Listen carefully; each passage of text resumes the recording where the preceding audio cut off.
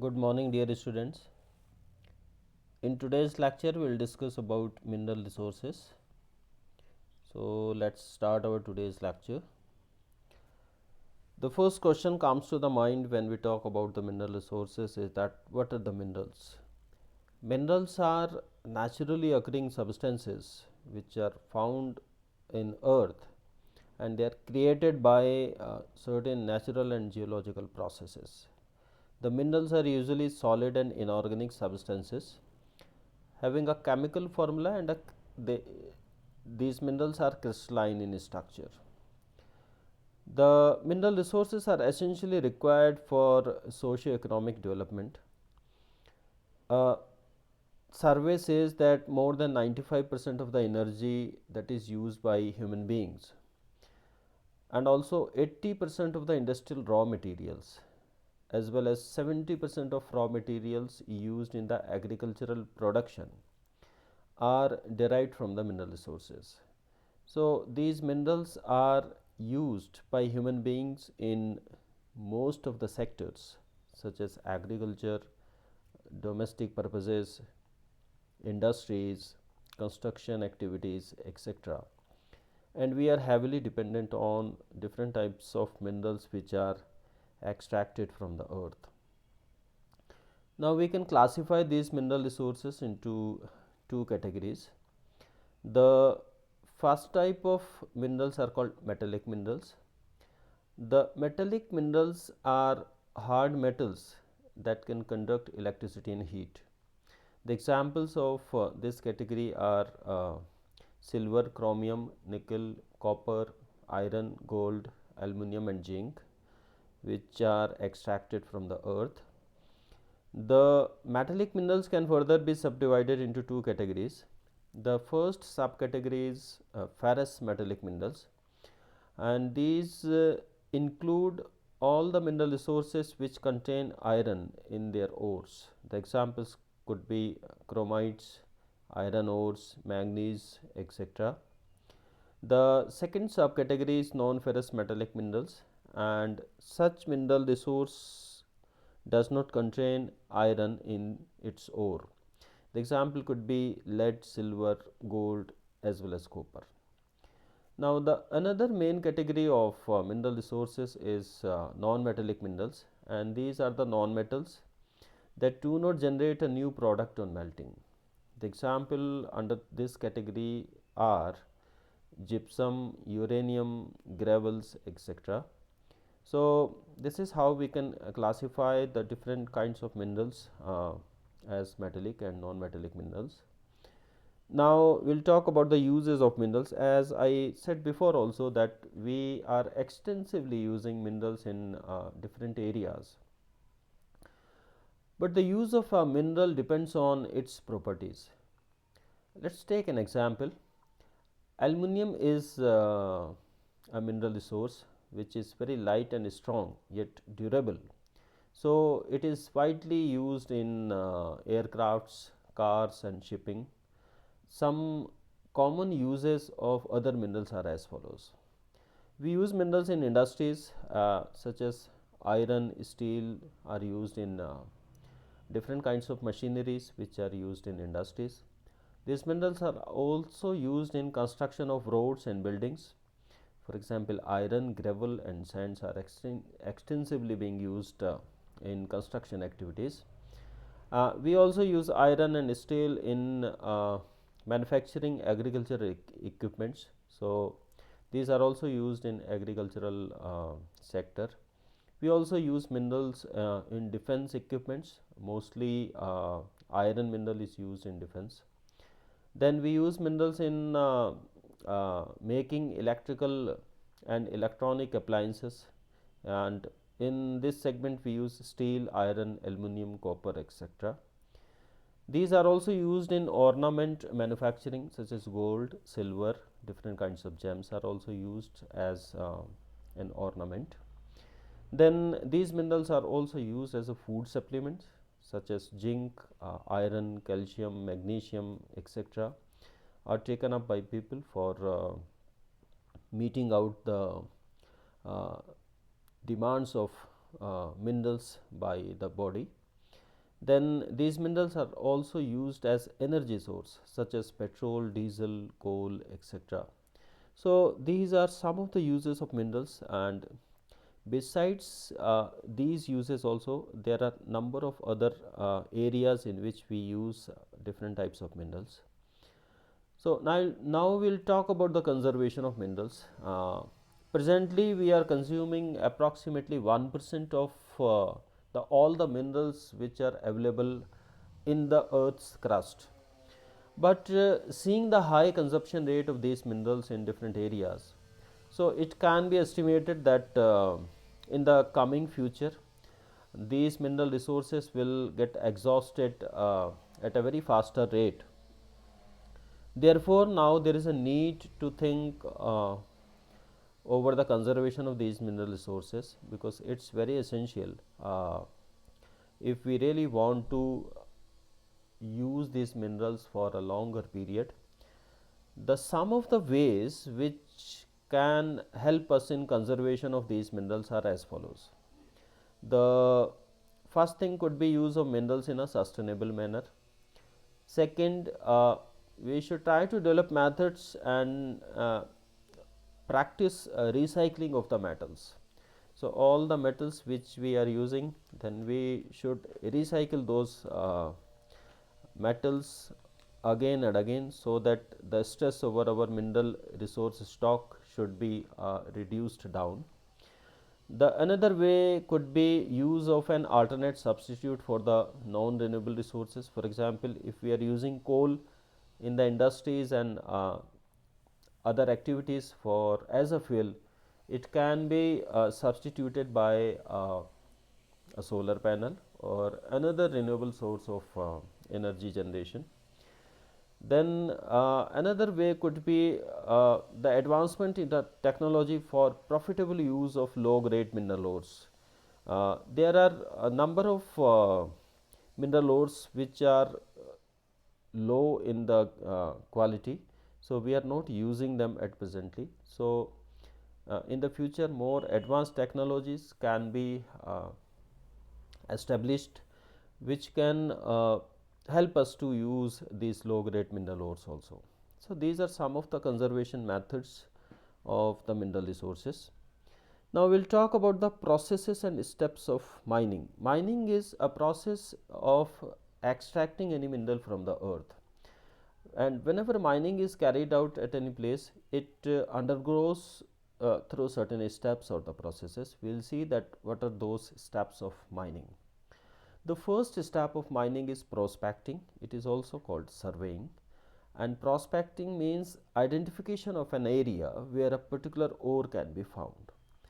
The prospecting can be carried out by two methods. The first is direct method, and in this method, the examination of the ore deposits found on or near the surface is carried out.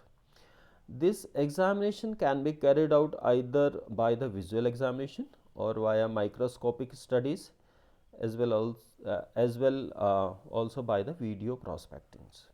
So by using these techniques or technologies, uh, we can use this direct method of surveying about the availability of any particular mineral ore at any place. The another method of prospecting includes indirect method, and in this indirect method, this method is usually applied on the deposits which are found deeper in the land. And to know about the presence of any particular ore which is situated very deep in the uh, earth, we use the technologies such as radiometric techniques, seismic techniques, as well as magnetic techniques. Nowadays, we are also using remote sensing as well as GIS technology for locating the presence of any mineral ore deep in the earth. So these are indirect methods. So this is how we can carry out the step of prospecting or surveying, which is related to getting some information about availability of any mineral at any place. So the next step of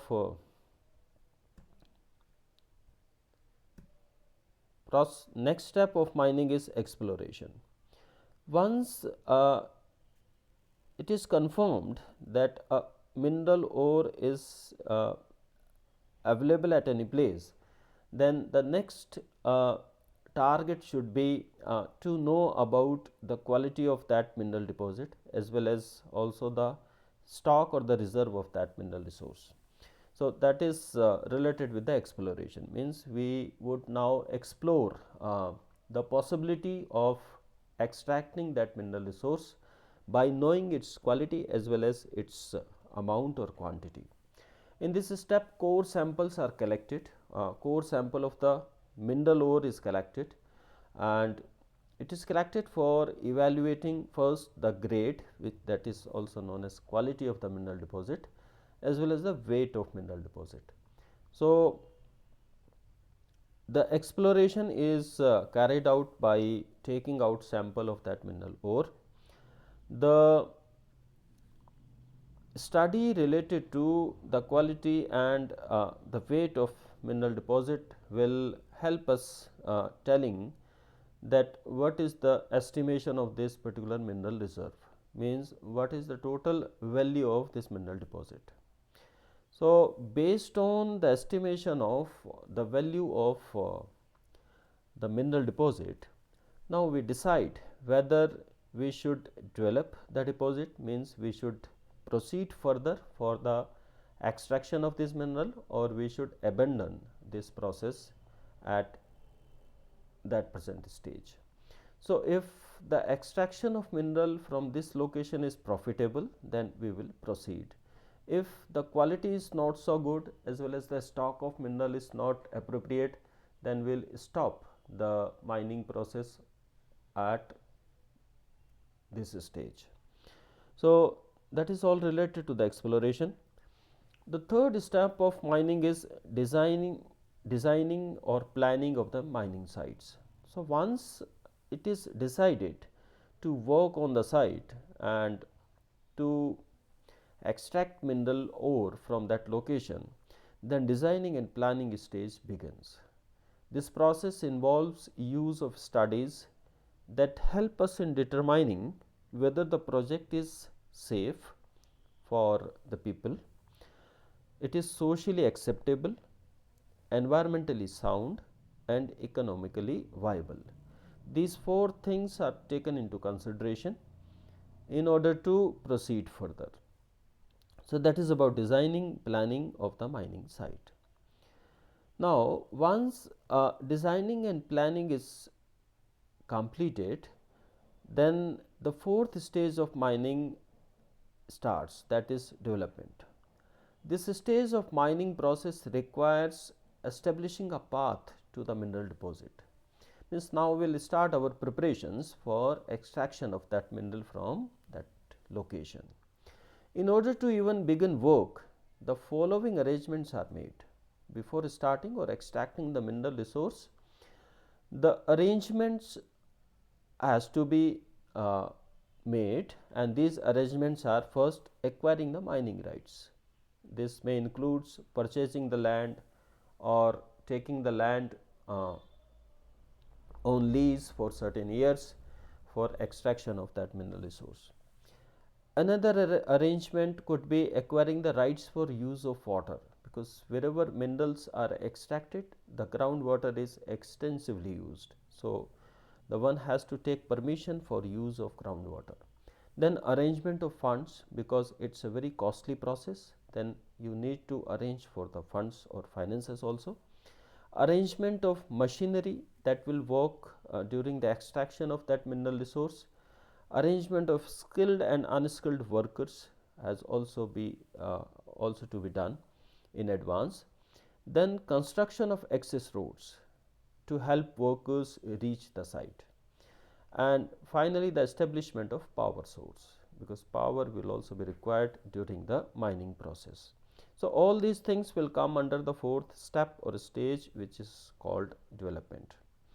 Now, after the development, once all the preparations are made, then the production, exploitation or extraction of mineral will start, and this is fifth stage of mining. After the developmental stage is completed, the production begins. The mining production process thus can be divided into two categories.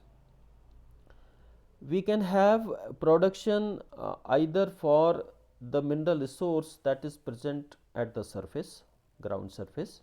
In that case, we say that such type of mining is called surface mining. If the mineral resource is present very deep in the ground or earth, then such type of mining production process is called subsurface mining. So, the production process may be either surface mining or subsurface mining. The surface mining includes the mining of the ore that lies at the ground surface or near the ground surface.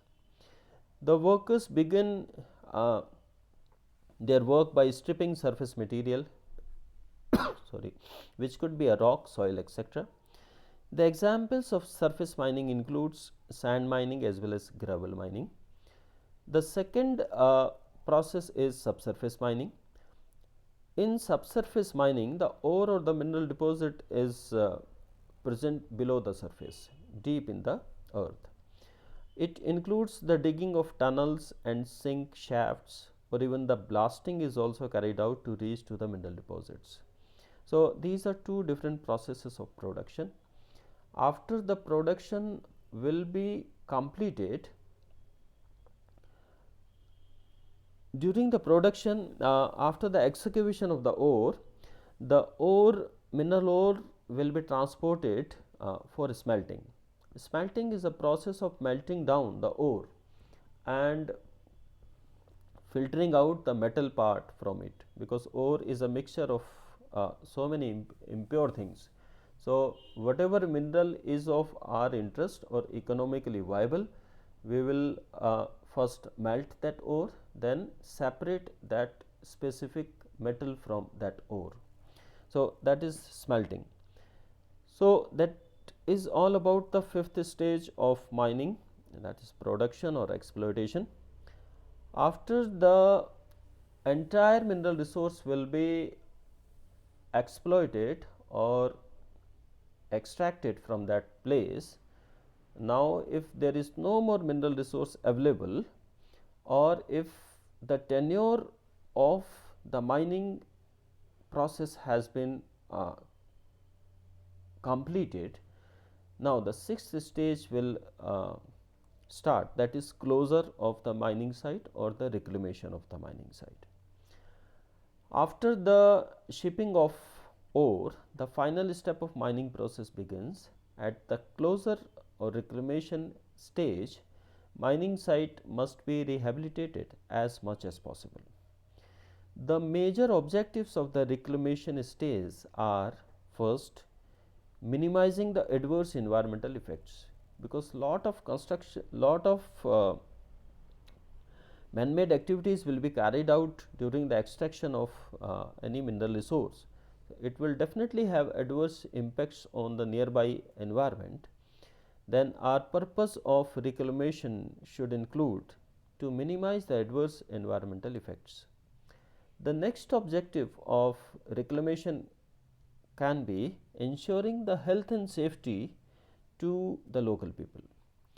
The next step could be restoring the water quality of that area, then restoring the quality of land as well as the vegetation of that area. Then the proper management of waste and hazardous material that has been piled up to the mining site has also is also required to be done during the closure of mining site. Then finally, stabilizing the land to avoid the soil erosion, because during mining process the deep pits are excavated through which the mineral ore is taken out. So, these pits should not be left open during the closure period. So, the land should be labeled properly and it should be stabilized so as to avoid soil erosion in the future. So, these are all the objectives of the reclamation stage. So, that was all about the process of mining or the steps of mining, which is carried out whenever any mineral resource is extracted. Now, we will discuss about the impacts of mining on the environment. The mining process causes adverse impacts to the nearby environment by air and water pollution during the transportation, refining as well as the processing of minerals. Second, the ground and surface water pollution by acid drainage from the abandoned mine sites, because if you are extracting any particular mineral resource from mining site and if you did not restore its quality during the closure period, then there could be leakage of acid mixed water from that area, which can reach to the nearby ground and surface water bodies, causing water pollution. Then the next effect could be ground subsidence, because soil is taken out during the extraction of mineral resource. It loosens the soil sediments during this extraction process, and it may result into subsidence of ground in that area.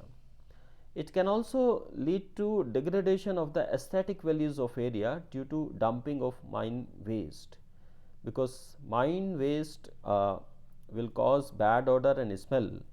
So, it will degrade the aesthetic value of that area. The erosion of mine waste fills streams, dams and reservoirs. This is also another impact on the nearby environment, because the waste may get eroded away from that place. It may reach to the nearby stream and can block it or choke the stream, as well as the dams and reservoirs if present in that area. The surface mining creates lot of noise and dust, and it destroys the wildlife habitat.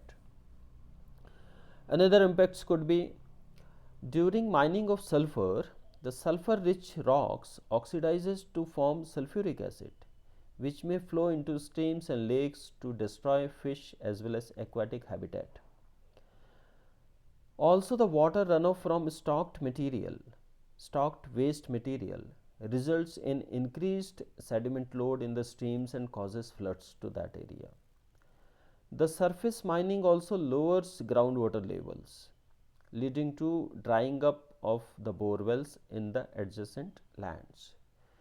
So, these are all the impacts of mining processes to the surrounding environment. So, these are the references which has been used during the preparation of this lecture.